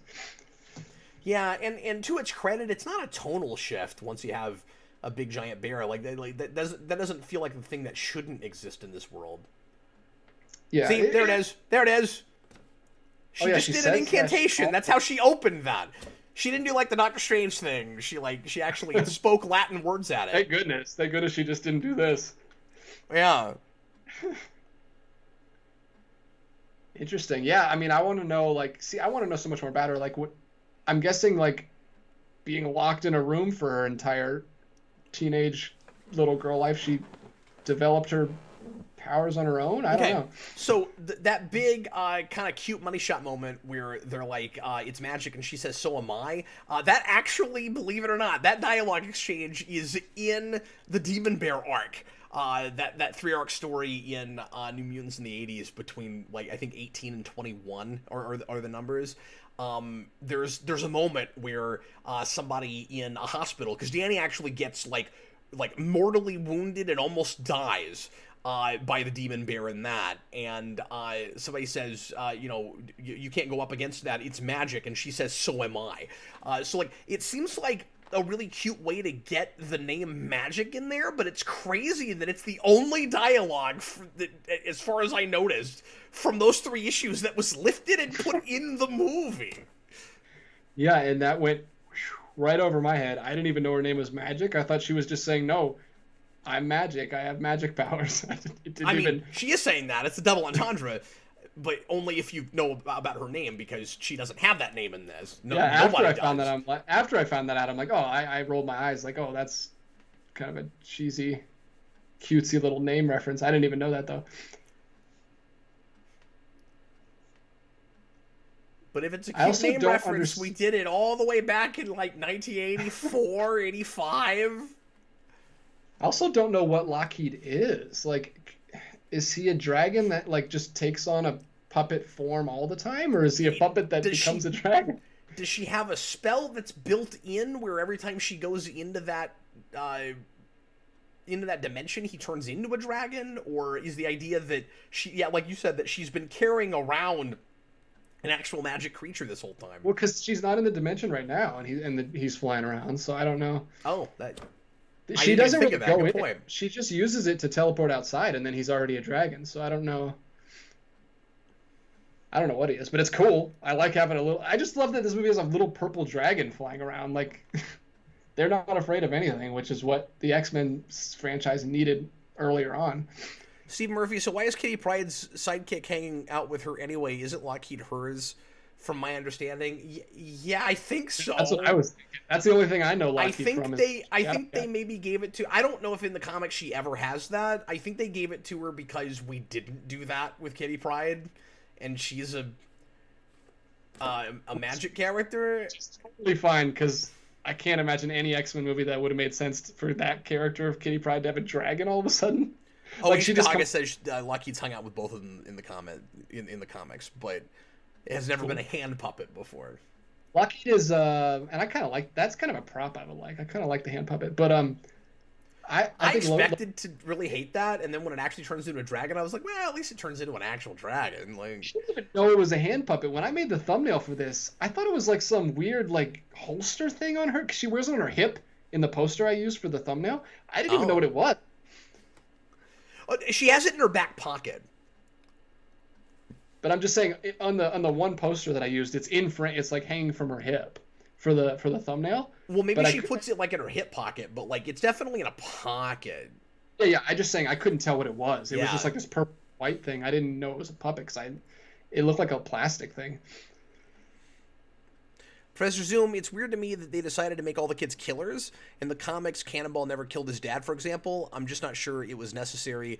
Somebody knows New Mutant stuff. It was necessary to give them so much baggage. Yeah, I was concerned that might be kind of overkill, trying too hard to just make it, really angsty. I think one of the reasons that this movie didn't resonate with me right away, DJ, is that it kind of feels...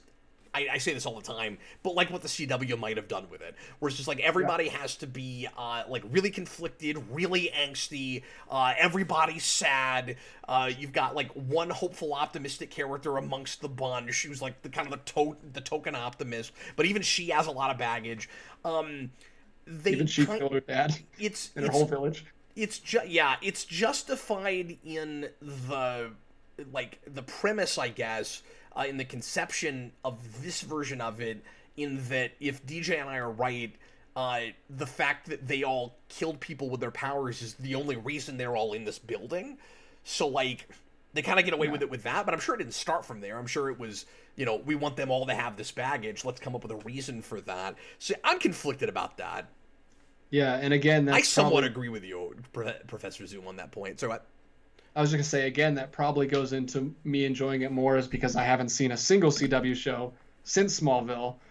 So that's, how you see something more and more and more, you notice it right away. It's kind of like in your face. When I say CW, I just mean, that's kind of my shorthand for like just TV teen drama, which predates CW superhero shows and even Smallville. It's just that brand of like everybody's got to be like really angsty and like that's what being a teenager is. Yeah, and I don't have as much experience. I kind of like that. It's like it's that, but like to the nth degree. Like, yeah, you murdered your father and your entire village. Like imagine that while you're also being a teenager. Professor Zoom, Anya Taylor-Joy's mutant power is to be ridiculously beautiful. She has a lot of them. She has a lot of powers in this. Lots of powers. I love, I think it was Aaron Dicer. I don't remember. I think it might have been Aaron Dicer, like, talking about this movie when he reviewed it a while ago, and not being able to explain any of their powers. Like, if you're not a comic book person, all these powers are super weird. Like I don't know that some of them are and some of them aren't. I think that the problem is it's not an action movie.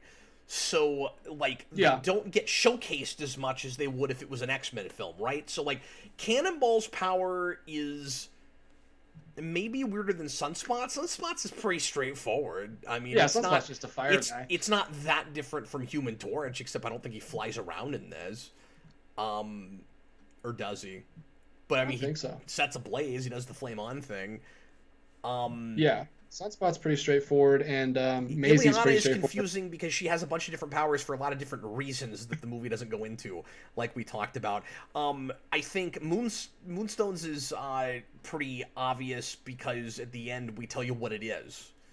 Yeah, it's that scene from Harry Potter where you just make your worst nightmare come true. What is it, the mirror? She's feeding the right bear, DJ.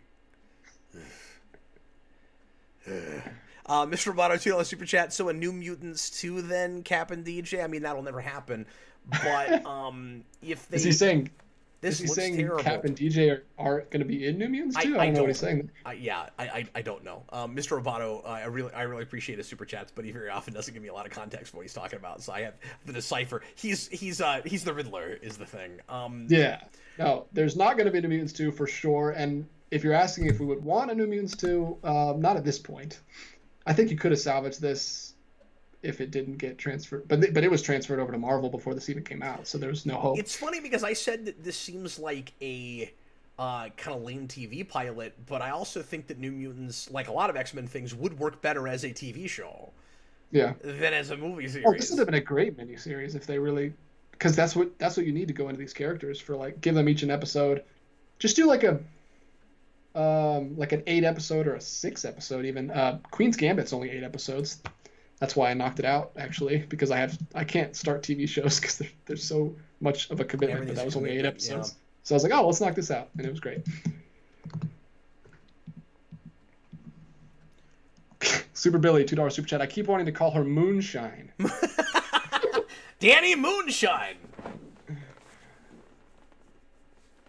oh man, you got to get the X-Men to make you a suit that won't burn up, so you don't have to be naked after every fight. Or Edna Mode could make you one. Edna Mode. Virtually Yeah, indestructible. now he has something in common with Bruce Banner, I guess.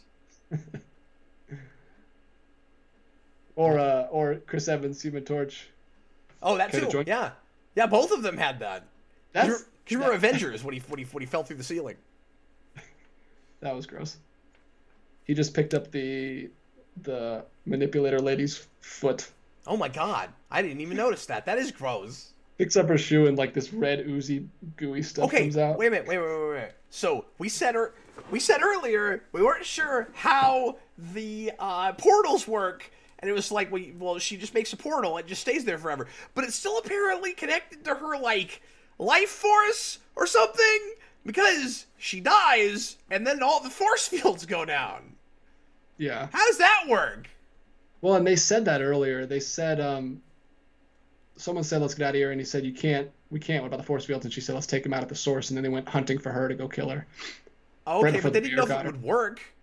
No, she's never been dead before. But it didn't even occur to any of them until, except for him, Cannonball, to throw something and see if it's down. Oh, wait a minute. Cannonball should go use his powers right now, by the way, because he can actually fly without hitting something. This is like the first time he can actually use it and see what happens. But he's bad at landing.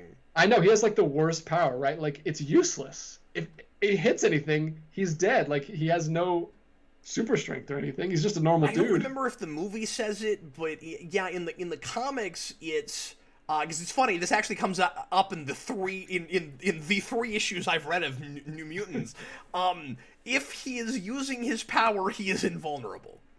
Oh, well, he's not in this movie because he specifically he breaks his arm and breaks his face, and like they talk about how he's trying to kill himself because he feels bad about killing his dad. And that's all you get. Would you agree that this is another one of those movies that really kind of screams for some sort of an epilogue? Would just be really nice to get a sense of where these people go after this. Like, I'm saying that in hindsight, knowing there won't be a sequel, because like it's fine to leave them there if you know for sure you're gonna get to make more, I guess. But then you also hope that the first half of that movie wouldn't be a bring the band back together film. No, definitely don't do the Umbrella Academy 2 where they get all together finally at the end of the first season and they split them all up and the whole second season is them getting back together again. No, that's terrible. Man, a lot of TV thinks that the reason we watch stories is to get to the reason we showed up in the first place. Oh, and Umbrella Academy 2 is terrible because the opening scene, it shows them all together fighting with their powers like all super realized in the future, and then it splits them all up again. So hilariously, and I don't know how I didn't notice it, but Mark Snow did the music for this movie, and I should have recognized that. And of course he did. Once again, it feels like a TV pilot. Of course Mark Snow did the music for this. Mark Snow did all of X-Files, all of a lot of Smallville. Of course it's Mark Snow. Oh, that's the perfect guy. That's the go-to. Yeah. They should have just made a TV pilot. And like they already had, they had a couple X-Men shows at the. They already had a couple X-Men shows. This seems like a show premise. I need to go back and finish Legion. I really liked what I saw of that show. First season is phenomenal. I really liked first season. Have you not watched past that, or did you just not like it? I dropped off the second season. It lost me. I don't know. Maybe I should try it again. It just got too weird. And I liked the first season for how weird it was, but the second season just went completely bananas. Rainbow Nightmare, this ending makes it seem like they'll become a pack of homeless nomads. Maybe they'll run into the Runaways at some point, and they can all be angsty and sad and lonely together. One quick super chat from Super Billy that he said after he talked about Anya Taylor-Joy and Maisie Williams being extremely attractive. He said they're both brilliant actresses despite this film. So, yeah, maybe give it a chance if you like those two, or maybe just watch some of their other stuff. I know she's in Game of Thrones. I don't like Game of Thrones, so I haven't seen her in anything else. I don't know what Maisie Williams is in besides I don't think I've ever seen her in anything either. and I've never watched a frame of Game of Thrones, and I'm not gonna now. But people, when this came out, were talking about how great of an actress she was, and they were like, "Don't judge her by this movie. She's a great actress." And I was like, "Okay, cool, good to know." Take your word for it. Steve Murphy, these credits look like an album. Yeah, I mean, it looks fine, but that wasn't a surprising choice, given that it was trying to, aim itself at more of like a teen crowd, and that couldn't have worked. I thought he was talking about these credits, and I was like, this is how all credits look. Have credits changed? Did I not know? Did you just buy an album cover that's just credits? Steve Diamant, hi there. One thing I wished they did with Gotham was not kill the Waynes in the first episode and wait till the end of the first season to kill them. Yeah, that's interesting. Sorry, I didn't start reading that until I realized it didn't have anything to do with this movie. But I thought maybe he was making a statement about the point I was making, where TV shows very often are like just trying to get you to be excited about finally eventually getting to the thing that you were there for. And it sounds like that he sometimes does have that, where it's like, no, I wanted to, but that makes sense in a prequel thing potentially, as long as there's story there before that. Yeah, well, it would be cool to get like. I mean, it might have been nice to get to know those characters first. I'm sorry, DJ. No, I just don't know. It'd be cool to get some time with those characters and get to know them before that happens. But I don't know what the story would. It just be mostly Gordon stuff until that happens, I guess. I mean, it's mostly Gordon's show anyway. It might have been nice to get a contrast of what Bruce Wayne is like before that, and just don't put him on screen too much. Like, you wouldn't want to give Bruce too much of a character arc in your first season, I wouldn't think, before he actually becomes, jaded by his parents' death. But, that's an interesting thing to think about, though. Mr. Roboto, again, $2 Super Chat. Will you review Sweet Tooth? It's a comic. It's not bad. I've heard of that. I don't know anything about it. I watched the trailer for that, and it looks right up my alley, so I'm going to check it out. Oh, you're saying it's actually a comic show and not just a comic. Okay. Yeah, it's a DC comic show. I saw a trailer for it. I did not know about that. There's too much of this stuff these days. I can't keep up with everything. I wish I could. Steve Murphy, so that's it. 20 years of films. It has its ups and downs. Will any other superhero franchise run this long again? Yes, the MCU will. Almost certainly. Yeah, it's almost there. What are we, like 4 years out? No, wait, like 20 years? No. Yeah, you're right. Because 12th year, maybe? Iron Man was 8 years after X-Men, so yeah, we got a ways to go.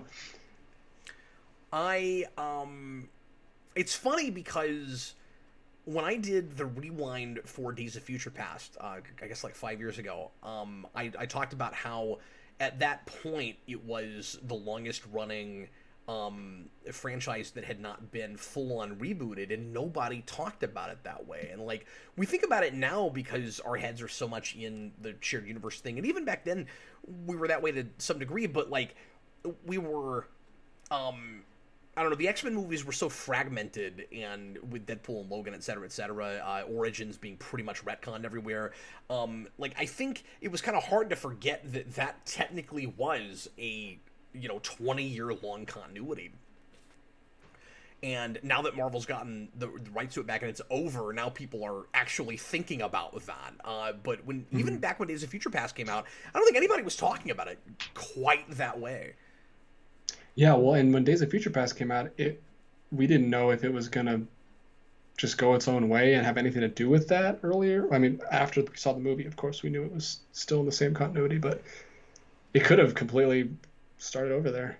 Brian, will the Arrowverse run for 20 years? LOL. If it does, it'll have 5 people still watching it. It depends on it depends on what things they spin off that are technically in that universe, because now that they've done a Crisis, it's easier for them to get past some shark jumping crap that happened earlier. And like, Superman and Lois is technically part of that, but it's a quite good show. So they go more in that direction with more stuff. I think they can have a second wave of shows that are not that are not thought of as too goofy to be taken seriously, and that aren't insulting people's intelligence and are banking too much on political pandering and that kind of stuff.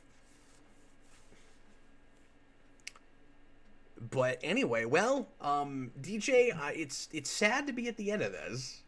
Yeah, man. I don't have any. I should have prepared a speech or something. I don't have anything. Well, that's okay. You can do a speech at our real finale for this. Oh, so build it up. Great. we are finished with the commentaries, but we are going to do a ranking show. This was DJ's idea. He thought it'd be fun if we came in and after we experienced all of these movies together, the two of us went in and did a personal ranking. And we're going to do that sometime next week. Possibly Tuesday, possibly Thursday. But I'm thinking... but I'm thinking we'll make that one of the shows next week, DJ. Either under the Marvel Mania title or a Captain Logan show. I don't think it really matters. But we'll do a follow-up to Marvel Mania and do a ranking show. I figure so that doesn't take forever, because we'll be talking about all the same movies. We probably won't go back and forth. Do you think we should just like run down one list and then run down another list, or... I guess I'm not totally sure how we should do the format. I don't know. For that, yeah, we could maybe go back and forth. It's only 15 movies. I don't know. True. But yeah, we'll talk about. We'll do a little after show. A little Marvel Mania after show. Ren Davis, you forgot that Superman and Lois is part of the Arrowverse. I think they forgot too. No, I just mentioned that. That's what I was talking about. Is that because that's part of the Arrowverse? I think there's a chance now that sobers up and gets smarter and people like it again. And that's on HBO Max now. I might have to finally check it out. Well, you'll have to do it soon because it's not, at least for right now, it's not permanently on HBO Max. So what they're doing is, so that show's on hiatus. It's only getting a 10-episode first season. They've aired the first 5. It's, again, on hiatus right now. And then those 5 are on HBO Max now for a limited time. When that show comes back on TV, they're going to take those episodes off. Oh, wow. Interesting. I will have to maybe check it out. I told my wife about it because it popped up after we watched New Mutants last night, and she was like, "Oh, I didn't even know that was a thing." I was like, "Yeah, Cap said it's pretty good. We should check it out." I think it's there till May sometime. So I guess it is May. I think late May. Like I forget what it said. I just have to go look at on HBO Max to see what it said. But there's a blurb there about it. So anyway, yeah. That's cool. Well, we'll see you guys next time. We'll give our thoughts. Give our rankings, and if you guys have any questions overall about this little block of movies, we'll see it's you tomorrow? Brian said it's tomorrow that they're leaving. Oh, well, sorry. Well, that's unfortunate. I'll just have to wait. Well, anyway, once again, thanks for joining us. Hope you had a good time. We will see you again on Thursday for a new episode of the Captain Logan Show. And again, we are not done doing commentaries. We're going to try to keep that going as much as possible every other Tuesday if we're both available and able to do that. And sometimes if that doesn't work out, we might just do a Captain Logan show, but we won't be as rigid about it if things come up as we have been with Marvel Mania. But we're gonna try to keep doing some commentaries, so feel free to give us ideas and suggestions for stuff we might do. We're gonna kind of just jump around and do a lot of different things. I think we'll kind of DJ.